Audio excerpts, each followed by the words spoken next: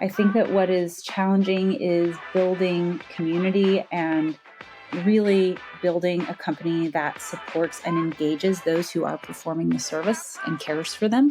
And that is something that we are doing, and that allows us to scale, because without that, it's very difficult to create the level of care that is required to have a good piercing outcome.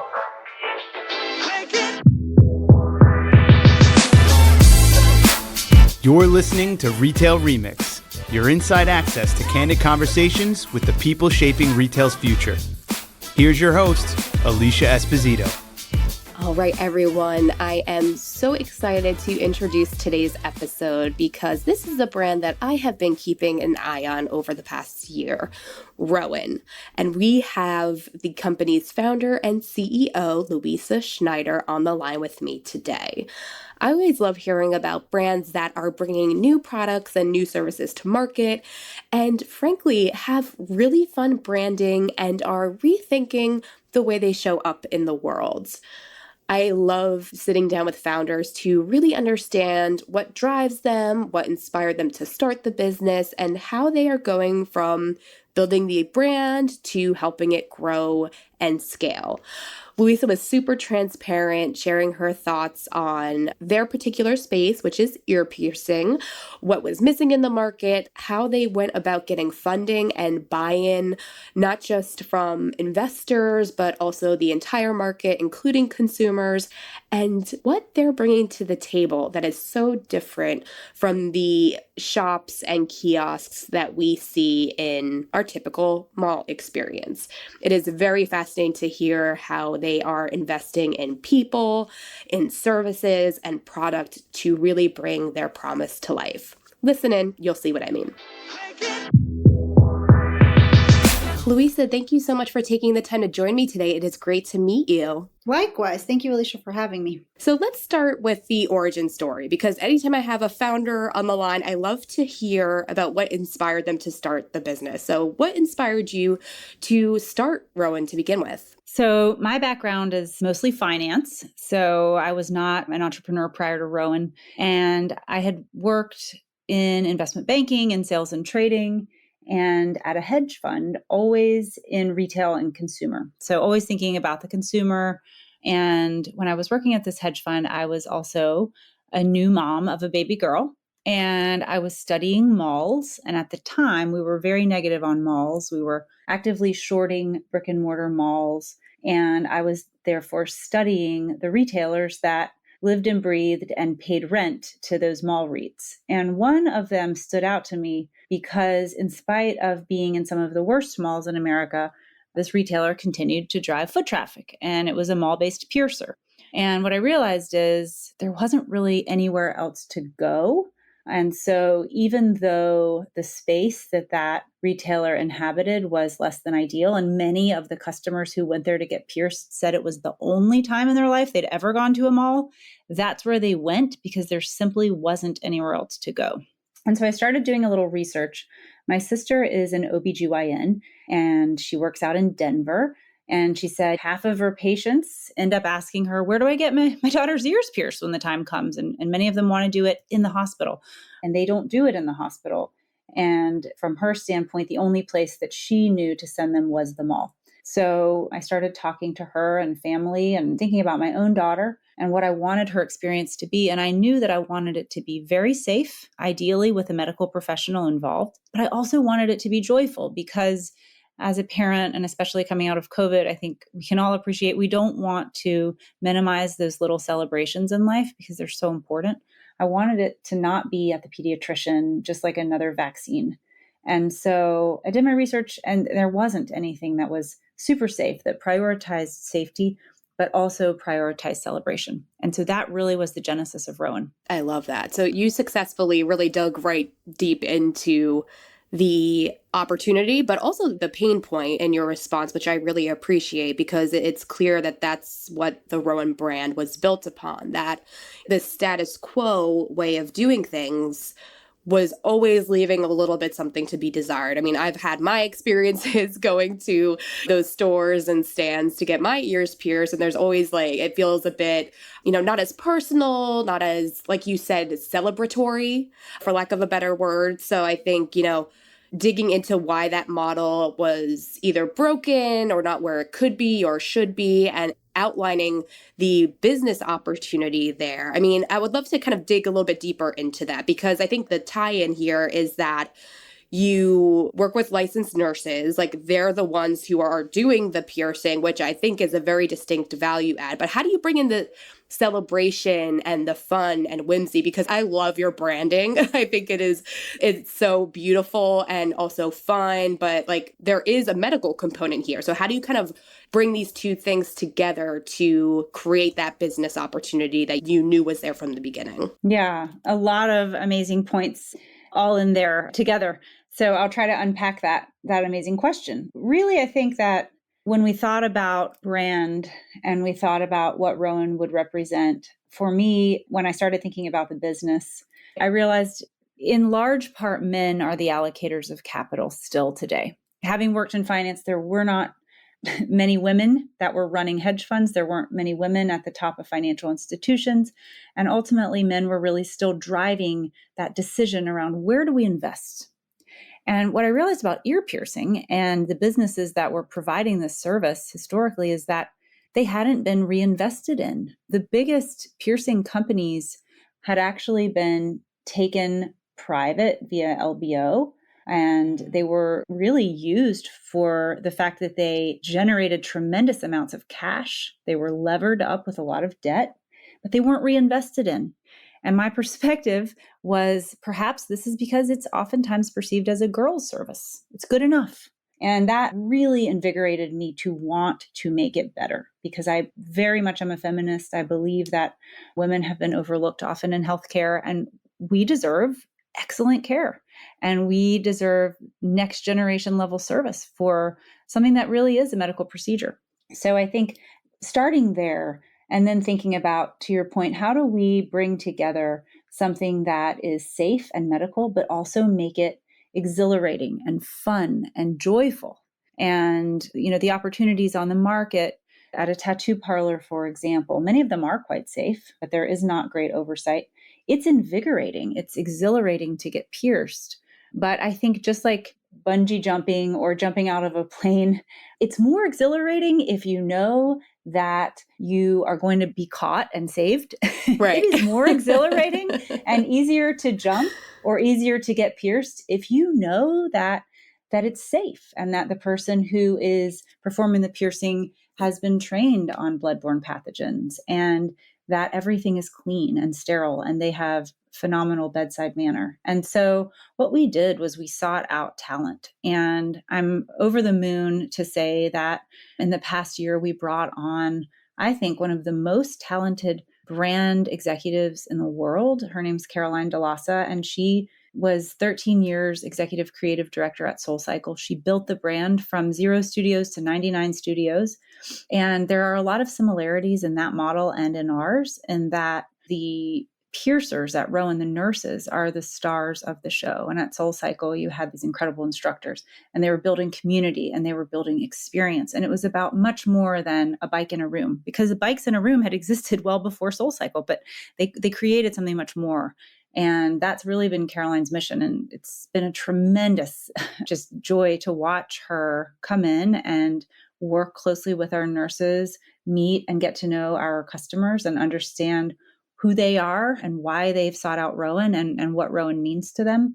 And then bring that to the fore with our branding and our studios, because we are growing our studios quite aggressively. And she's done that really successfully. So this is something that I'm continuing to enjoy watching and being a part of. Yeah. I'm glad you brought up your nurses kind of being the connecting points or the supporters of the communities, because we very much look at associates in the same light. But what I find interesting about Rowan's model and the fact that the nurses are the stars, as you said, is that obviously nurses, there's that element of trust and credibility to the experience. Like you said, knowing someone is going to catch you, so to speak. But then they're also helping bring the brands to life. So they have to have the bedside manner, they have to have the personality that an associate would have if you just went to like a normal boutique or retail store. So I want to dig into like how you're building and nurturing that community, because a lot of executives obviously are thinking about how they're going to acquire and retain talent, how they're going to create a culture that gets people excited and want to be part of that community for the long term. So what does that look like for Rowan, and how are you trying to build that pipeline of not just qualified nurses, but ones that are ready to represent the brand in the way that you expect and you want? So I guess sometimes answering with a story is really helpful. I was recently out in Denver. We were hiring a new studio manager for our Denver studio, and I like to meet everyone in person if I can. And I met with this manager who we ended up hiring. He's terrific. And I also went in and spent part of a day in our studio. And I got to know one of our nurses that was working that day. And it turned out that she and her husband had worked for us in our Target partnership down in Texas.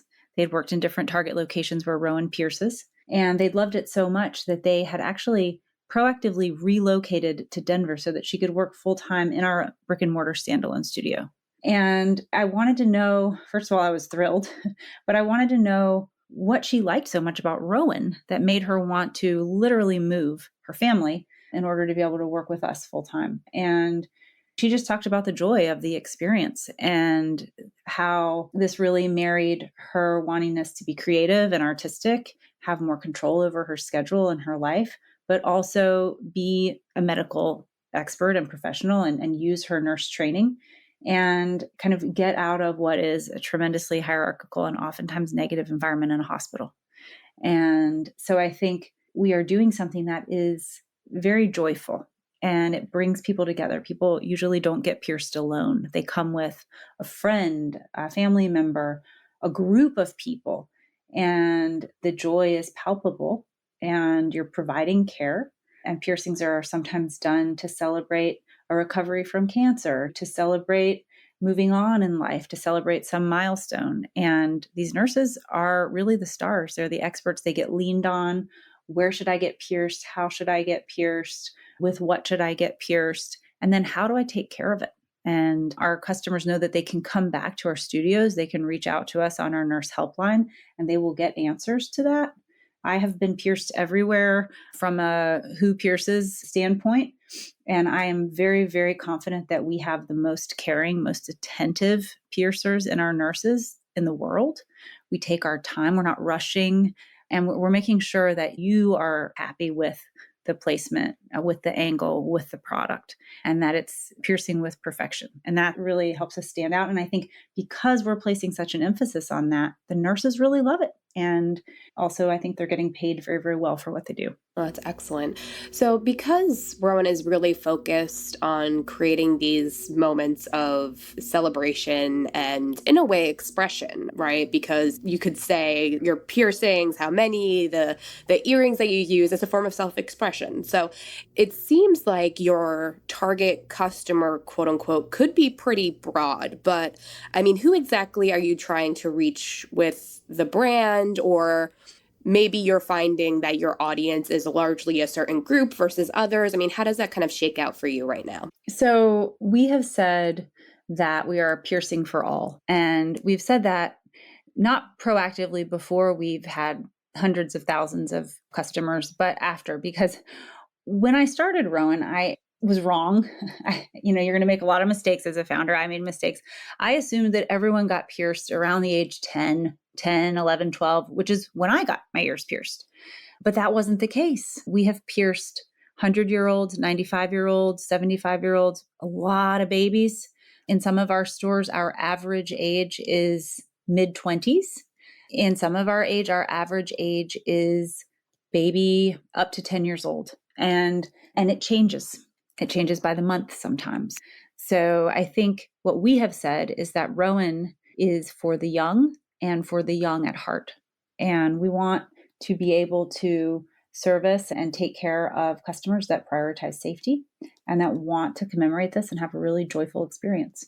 So how does that translate into your brand awareness and engagement strategy? Because, you noted that you're going to be opening more brick and mortar locations. You obviously have a great Target partnership. So how do you kind of bring that mission to life or reach your audience in the most effective way possible? So we are really reaching out around milestones, and our customers are experiencing milestones at many different points in life when they become a parent, marriage, birthdays, anniversaries, any sort of achievement. We are actively reaching out across all social platforms, and we're bringing this message of joy and celebration. Mental health and mental well-being is a big part of really our core DNA. And I think it's really in sticking to that and being really consistent with that we've been able to start building nice followings of great brand ambassadors and just building brand awareness across all of those areas. So let's get into the Target partnership, and I guess in a way how it differs or supports the standalone boutique experience that you're building and scaling. I would love to understand kind of like the nuance and strategy. So what Rowan, the brand experience, looks like through the Target partnership, what the plans are for expansion there, because honestly, I'm waiting for the day that I'm going to have a Rowan in my Target. So what does that look like for you? I love that. Yeah, I mean, I think that there's been a fair amount written on it recently, just generally the idea of what are retailers doing? What is the future of the retail experience? Is it metaverse? How do you drive foot traffic? What does foot traffic mean? How are you engaging your customer? How are you encouraging them to come back with more frequency, et cetera? And so I think that ear piercing is something that you can't get online. And if you actually want your physical ears pierced, you do need to go somewhere and do it. And so it creates foot traffic. So I am not surprised that I started talking about this. We raised some money. A few other companies emerged as well. And now we see a lot of retailers embarking on piercing because it does drive foot traffic. I think that what is challenging is building community and really building a company that supports and engages those who are performing the service and cares for them. And that is something that we are doing, and that allows us to scale, because without that, it's very difficult to create the level of care that is required to have a good piercing outcome. At the end of the day, you really want whoever's getting pierced to have a magical experience. And in order to do that consistently at scale, you have to take care of your team. And that's a tremendous job. And it has to be almost a singular focus of an organization. It cannot be an afterthought. So I think it's actually quite difficult to do this well. And I think that's one reason that our retail partner has been really mindful and has been really smart about working with us as a partner to bring this to life versus trying to do it on their own.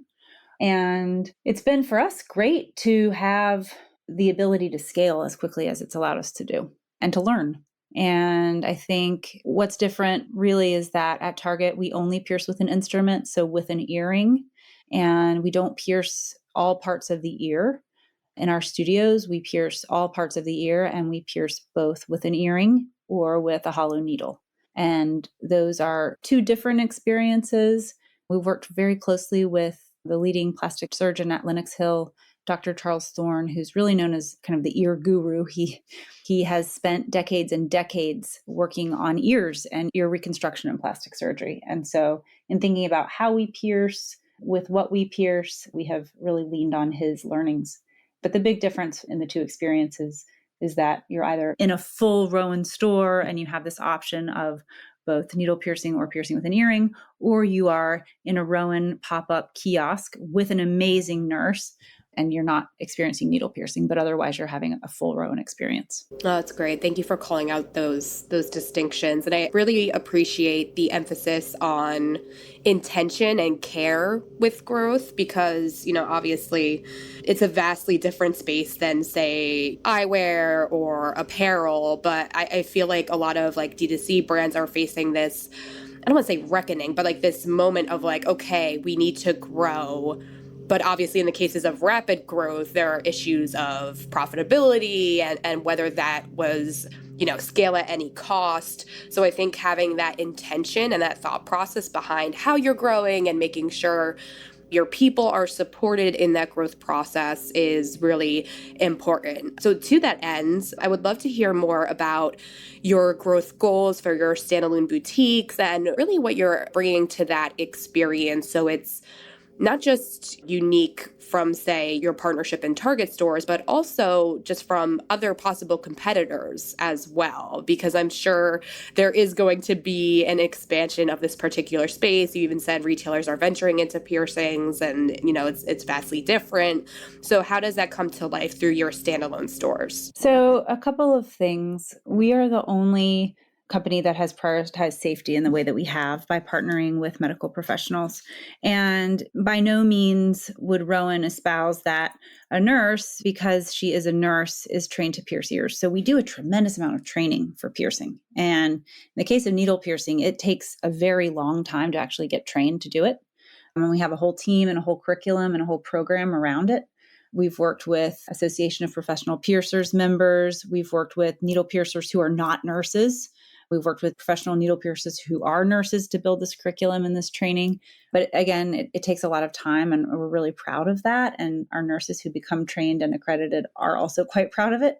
But it does lean heavily on a lot that they have learned and know already. So again, in a traditional needle piercing apprenticeship, you would be encouraged to do a Red Cross course on bloodborne pathogens. Nurses training around that is far and beyond that level, right? And these are important things because they're rare, but any sort of complication around that could be quite significant. So I think what we are hoping to do is when we dug in and read the research around ear piercing, we were startled and really disappointed to learn that upwards of 30% of piercings have a negative outcome. And if you talk to people, they will tell you, oh my God, I got my ear pierced at such and such place. It got infected. I had this horrible experience. And then I had to get it redone or I had to get it sewn up. And we want to minimize that. That shouldn't be. It's traumatic and it's not necessary if it's done well. I think oftentimes at the point of piercing, there's not an issue, but it's in the aftercare where there's an issue. And so this is why Rowan has gone to tremendous lengths. We've brought on board an incredibly talented retail operator and product merchant in Linda Fisher, who was one of the first 3 executives at Kate Spade. And then she went on to build Frances Valentine with Elise Aarons, and then came to Rowan to really help us hone in and understand our product. And what we want to do is build a product base that's accessible from a price standpoint, but it's also safe in that it's hypoallergenic. We feel a responsibility to not sell our customers earrings that have brass or nickel or other highly irritating metal alloys in them. And so we're paying more for them, but we feel that that's the right thing to do because freshly pierced ears are healing for well into a year, and they need to have really good, high quality, hypoallergenic earrings in them. And so we focus on that. And that's something that we're able to showcase in our studios, that when we're inside of another retail partner, we do not showcase. Obviously, these are available online in large part, but in our studios, tremendous opportunity to style and to experience and try on a lot of our jewelry that we make and design. That's great. Definitely a good distinction. I know I've had my fair share of experiences where I've gotten an ear piercing and I'm like, oh, wait, no, this is not healing right. Or no, I'm allergic to this metal. And it definitely not only is a little nerve wracking, right? Because you have to take care of it, but it's also frustrating because you've paid for that service, you've paid for those goods, and it doesn't quite work out. So I do want to go back to an earlier point that you made around the potential for the business, getting funding. Obviously, we do speak to retailers and brands that are trying to get funding or are trying to find investors to help grow their business. As of October 2021, with your latest funding round, Rowan was valued at about $100 million. There is a path to growth here, which is super exciting. But I want to go back to what the process has been like for you in securing funding and how the mission or intention behind Rowan is resonating with potential investors, how that's maybe changed, like from the beginning to as, your business has been gaining momentum and seen success. Were there any challenges that you had to navigate? And if so, how did you go about tackling those? Yeah, it's a great question. I think that, so I was the oldest of 3, and my younger sister who is now has definitely exceeded me in most every area. But when we were really young, she did follow me around quite a bit. And I remember my mom saying, a copycat is the highest form of flattery, Louisa. So you should enjoy that. And I remember thinking, what, really? And what's interesting is I've been reading some articles lately, and I've literally seen words that I have written, and I actually went back to check that it is indeed the case in my first pitch deck, that are now entire phrases around piercing being a milestone, et cetera, that are being spoken and quoted in articles by different people. And when I started this, there wasn't really this idea of reinventing the ear piercing experience. And the first many investors that I spoke to were interested, but they didn't see it as a big opportunity. It was always that the TAM was not large enough. And that was frustrating for me because it was very, very clear to me as a retail analyst that being able to bring to the fore an experience that was necessary in many ways, because there are so many people that feel culturally that piercing is a part of their identity. So they need to get pierced, and they need to do it safely. A necessary experience that had follow on repeat purchase activity afterwards that was very predictable. And to have the preeminent players in that market be really in significant disarray, that opportunity is pretty rare. Typically, you have an idea, but there are already a lot of players, or the market is quite saturated. In this case, there was truly an incredible opportunity. But I worked very, very hard to raise our seed round, had some tremendous support and investors in that group. Our Series A was by far the most difficult. It was in the height of COVID time. It was extremely difficult, very demoralizing to have these conversations over and over and to still not get where we needed to go. And I think that kind of proof is in the pudding now with more folks in the business and just with the achievements that we've been able to have as a company. And really just the feedback from our customers has been so incredible that when it works, even in challenging environments, you're able to find investors who want to support you. But my advice to a founder would be maintain relationships with people who have supported you throughout your career. Because if you've never built a business before successfully or at all, it's hard. And if you have worked with people in the past and they see you as someone who can be successful because you have been in other efforts, they're very likely to support you. And that was the case for me. And then also, if you're really convinced about your idea and you can boil it down into something pretty simple, just keep believing in it, because people will tell you that they don't see it. And that should just be the beginning of a conversation. So we are coming up at the end of our time, Louisa. So I would love to get any sort of feedback or insight as far as what's next for Rowan. I mean, what are you prioritizing in your next stage of growth? I know we've talked at a high level about more boutiques and what's on the horizon there, but are there any key trends that you plan to dig into, any key priorities as you set your strategy for the next year or so? We're hoping to continue to grow our retail stores, and we're seeing tremendous opportunity for that, and building on our core jewelry collection and possibly bringing in some incremental services in the healthcare area around the year that our nurses are able to perform. So lots on the horizon, all very exciting, all very much specific to Rowan. We are just plowing ahead and thinking about what we do best and continuing to do that. Oh, that's great. And this may lead into my closing question for you. As I've noted during our conversation today, we do have a good amount of brand founders and leaders that are really trying to prioritize growth and figure out what that looks like for them, doing so in an intentional way, in a thoughtful way, and of course, an effective way for the business. And Rowan has been spotlighted for its incredible growth. You were on the Lead's Power list of high growth D2C brands that are reinventing and redefining the future of the industry, which is very exciting. So I guess my closing question for you is, what have you kind of learned throughout this journey?